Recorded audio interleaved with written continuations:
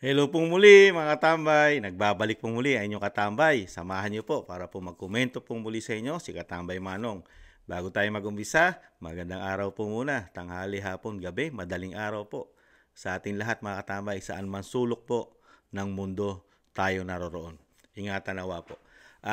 Ito po mga katambay, di po ba nasa hot seat po, nabaliktad po ang istorya, di po ba? Nung mga nakaraang mga araw, linggo, buwan, talagang sikat na sikat po ang Quadcom Committee, di ba ba? Tapos biglang bumaliktad po nung Senate hearing dahil meron pong isang kernel, di ba? Na talagang pinasabog po at sinabi po na talagang scripted at talagang ginagawa lang po nila na mapasama ang dating Pangulong Duterte. Pero ito po, ngayon po, ano po ngayon mga katambay? Ngayon po nagyayabang pa ulit. Talagang sinasabi po, pag daw sa kanilang komite sa Quadcom pumunta ang dating Pangulong Duterte, ay hindi raw po makakalusot ang dating Pangulong Duterte. At hindi nila papayagang magmura ang dating Pangulong Duterte sa Quadcom Committee mga katambay. Ganito po katindi.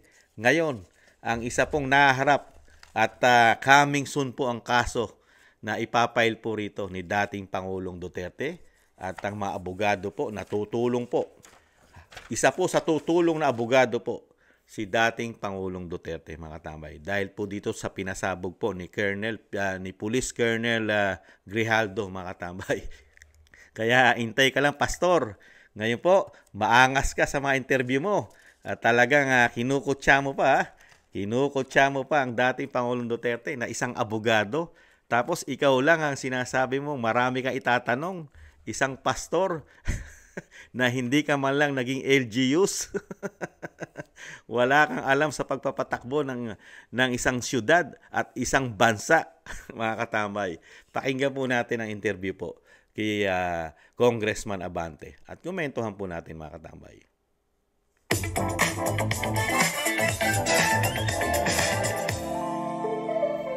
All of a sudden, nag-appreciate ron sa Senate hearing, no? So, iniisip namin, well, if he is able to appear in a Senate hearing, perhaps the next time we're going to invite him, he will appear before the Quadcom hearing. Oo. Kung hindi sumipot? Pero alam mo sa akin, Christian, meron na akong nakikita ko na maaaring hindi siya sumipot eh. Because sa Senate hearing, maraming naglo-lawyer sa kanya ron eh. Oo. There are more senators there that are not actually asking questions, but they are lawyering. They are actually very defensive and protective of the president, which we actually understand. No? In fact, ilan ba ang senador doon na nakasama namin? For example, like Kasi attorney kasi yun eh. Yung karamihan po nagtatanong doon, di ba? May mga abogado po kasi doon, katulad ni Coco Pimentel. Abogado po yun eh, di ba? Saka po, ang usapin po ng War on Drugs, EJK, pinag-uusapan po sa korte yan. Hindi po pinag-uusapan sa church, mga Congressman Abante. Isa po kayong congressman na pastor eh. Hindi po kayo abogado. Kaya po doon, abogado rin po si Laila De Lima, dating DOJ Secretary at Senador. Di po ba? Usapin po ito na ang dulo po nito ay korte usapin. Dahil pinagbibintangan nyo po na masama ang ginawa ng war on drugs. Ipagpatuloy po natin. Inano lang po natin. Talagang kala mo mas magaling pa sa isang abogado, prosecutor, naging presidente ng bansa, itong congressman pastor mga katambay, na merong coming soon na kaso. when Senator Coco Pimentel is not actually asking questions, meron lang isa yung tatanong dyan, si Senator Risa Hontiveros lamang. So sa amin, baka hindi siya mag-attend. Ako rin, meron ng reservation eh. Ba't pa siya papaatinin? Samantalang sinabi niya na halos lahat ang gusto niya sabihin sa Senado eh. So Okay. ano pa ba ang maaaring itanong namin? Actually, marami pong pwedeng itanong, to be honest, Congressman. No? Lalo, yung mga sagot niya rin sa Senado. Christian, ang Makabayan Black talaga, maraming gustong itanong sa kanya. Ako din, Okay.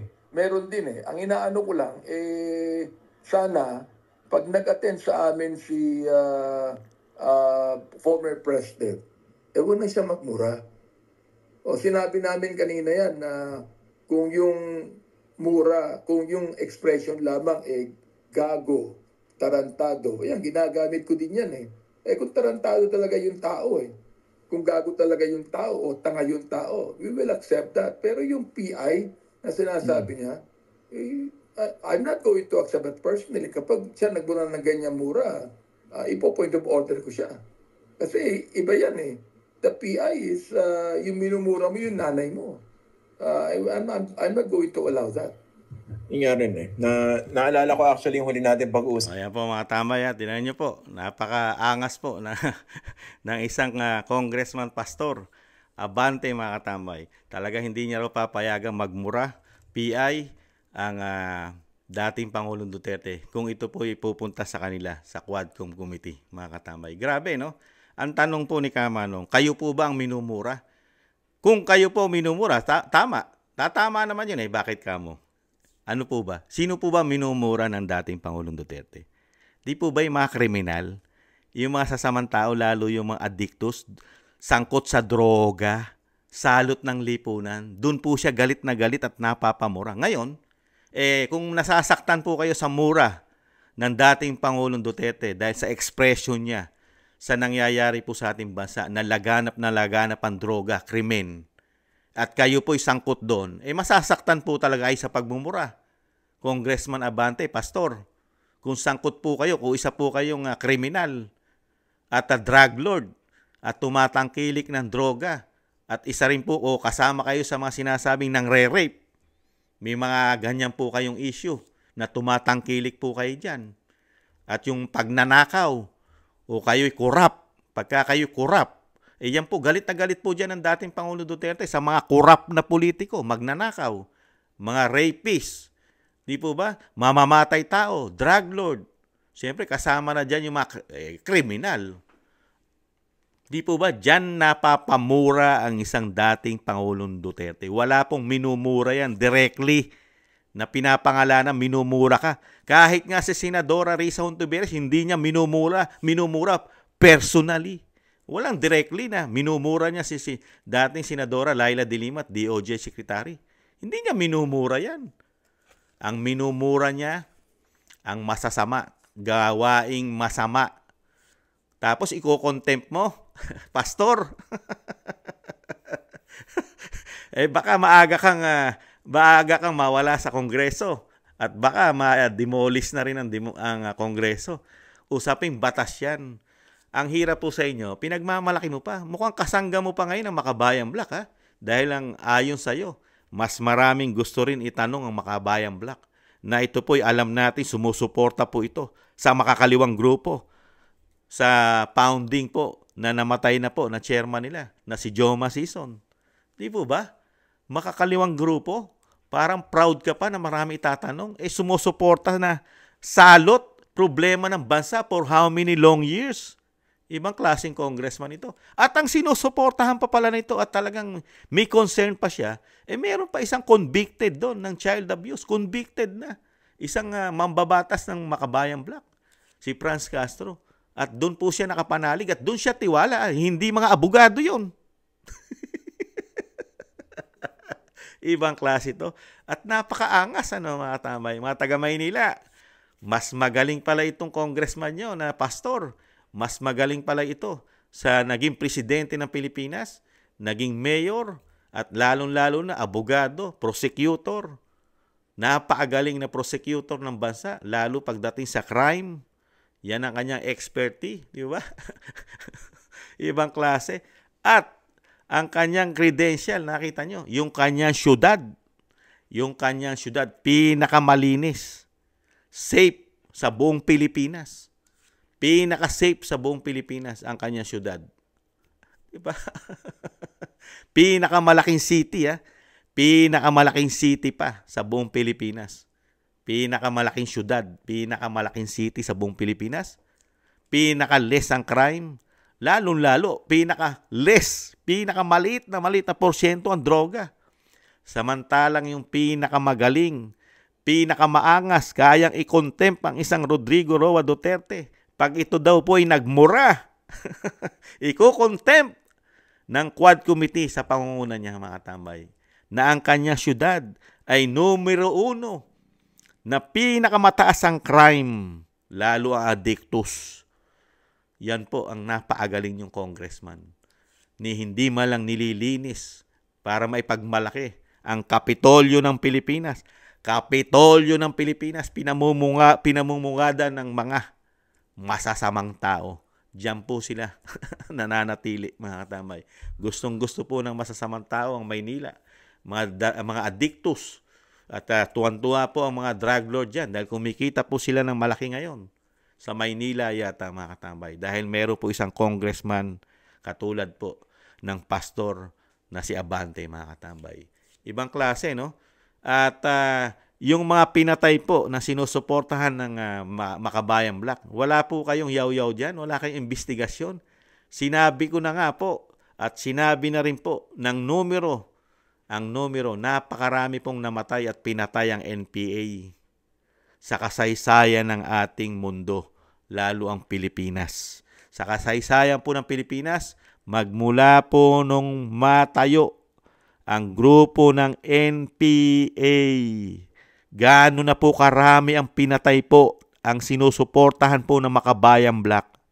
Gaano na po karami ang pinatay na normal na tao. Wala pong investigasyon dyan ng Quad Committee, lalo sa pangunguna ng isang pastor. Wala po yatang silbi sa pastor ang buhay ng mga normal na tao na pinatay ng mga NPA. Mga tambay, normal na tao. Hindi po pumatay ng masasamang tao ang NPA. Karamihan po, majority po pinatay niyan, normal. Dahil ang mga sundalo'y normal na tao, mga katambay. Trabaho po ng mga kapulisan, mga sundalo, yung protektahan po ang ating bansa. Tayo po mga Pilipino. Pinapatay po ng NPA. Sino po ang sinusuportahan ng NPA para pumatay? Sino po? Yung kanilang boss yata at yung kanilang paniniwala. Makakaliwa. Diba? Hindi naman po Pilipino sinusuportahan ng NPA. Pilipino ba? Tayo nga pinapatay. Tapos, nag-uubra sa Kamara sa pangunguna po ng Pastor Congressman Abante. Meron po dyan, convicted child abuse. Ayaw nyo imbestigahan. Bakit nariyan ka pa? Kaya dito po, mga katambay, ibang klase. Isang abogado, Rodrigo Roa Duterte, naging presidente. Tapos, ibubuli mo lang dyan. Tapos, ipagmamalaki mo pa sa interview mo kay Christian Isguera na hindi uubra yan. Na pagmumurahin kami. O sinasabing magmumura siya. Mag-PPI siya sa Kamara at lalo sa committee nila. Yung Quadcom Committee, mga tambay. Quadcom. Ibang klase, no? Kaya nga ibabalik lang natin. Ang minumura ni dating Pangulong Duterte, kung nasasaktan ka, Pastor Abante, ang minumura niyan yung masasamang tao. Yung mga magnanakaw, lalo ang mga corrupt na politiko. Di ba? Ano pa? Kriminal, mga drug lord, mga tumatangkilik sa droga, at marami pang iba. Pero hindi minumura niya ng matitinong tao. Wala pa siyang minurang matinong tao. Puro masasama. Hindi ba? At ang hirap sa'yo, ang hirap sa'yo, ato Pastor Congressman, ang hirap sa'yo wala kang puso. Wala kang puso para sa mabuting tao. Hindi ka ba mapapamura kahit na ikaw ang magulang? Sige, proud ka pa na pinatay yung anak mo, ginahasa ng mga masasamang tao, lalo na lulong sa droga? Hindi ka ba mapapamura doon sa gumawa sa anak mo, Congressman? Ganyan katindi po, ganyan magmahal ang isang tunay na politiko na naglingkod sa ating bansa. Meron po siyang malasakit sa mga Pilipino. Hindi po katulad ng isang pastor, mga katamay. Mas pinoprotektahan po yata ang masasamang tao.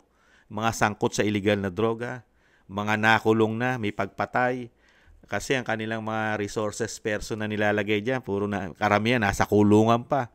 Mga may kaso ng droga, pagpatay. Mga katambay, ibang klase itong pastor na ito.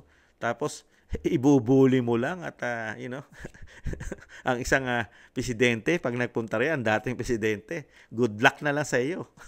Good luck na lang sa iyo. Hindi mo yata alam at hindi mo yata nararamdaman ang Pilipino ngayon. Kung sino na lang ang pinagkakatiwalaan ngayon. Sa tingin nyo, pinagkakatiwalaan ng inyong institusyon, lalo ikaw, congressman ng mga Pilipino? Ngayon ka lang maingay dahil meron ka pang posisyon sa Kamara. Sa tingin mo ba, congressman, makakabalik ka riyan sa ginawa nyo sa institusyon ng Kamara na nabunyag? Na ginawa nyo yatang gatasan yan? Napakaraming pera po ang ipaliliwanag nyo po riyan, lalo po pag naging presidente ang vice president. Dahil napakarami niyang hawak na ebidensya. 2 tao lang ang kumukontrol ng pera dyan, lalo sa pera ng bayan, taxpayer. At meron din po kayong issue dyan, lalo kayo, nasa Quadcom committee kayo. Congressman Abante, pastor, kasamang isa pang napaagaling na artista. Isa pang magaling na artista, si Dan Fernandez, congressman ng Laguna. Napakagagaling nyo, mga katambay. At meron din pinaputok dyan ang isang congressman ng Davao, si Pulong Duterte, Paulo, na ang sabi niya, may balita siya, malaki ang bayaran pagka nasa Quadcom committee ka, lalo kung tumutuligsa ka sa Vice President at kay dating Pangulong Duterte. May katotohanan kaya yan? Lalabas yan. Pagka naging presidente ang Vice President Sara Duterte, napakarami nyo. At bawal na bawal po kayong magmura pagka kayo na po ang iniimbestigahan. Wag na wag kayong magmumura. Baka kayo'y makontempt pagka kayo na iniimbestigahan. Dahil napakarami nyo pong issue. Napakarami nyo sasagutin sa taong bayan, lalo kay Vice President Sara Duterte. Kasama na po yung inyong pinagmamalaki. Diyan, yung 2 tao, marami sasagutin yan.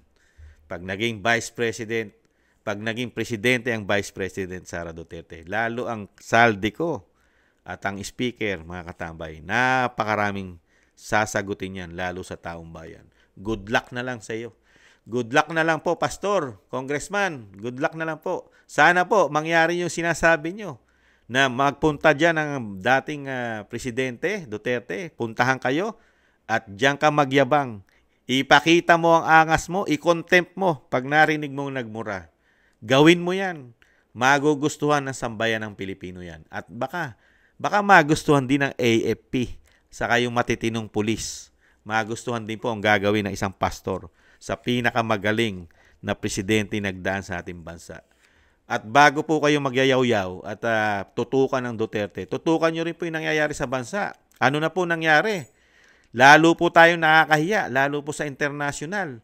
Nakakahiya po dahil pati po ang ating mga turista dyan, kinikidnap. Napakataas po ng crime o krimen. At pati po dayuhan na sana po'y kumikita tayo.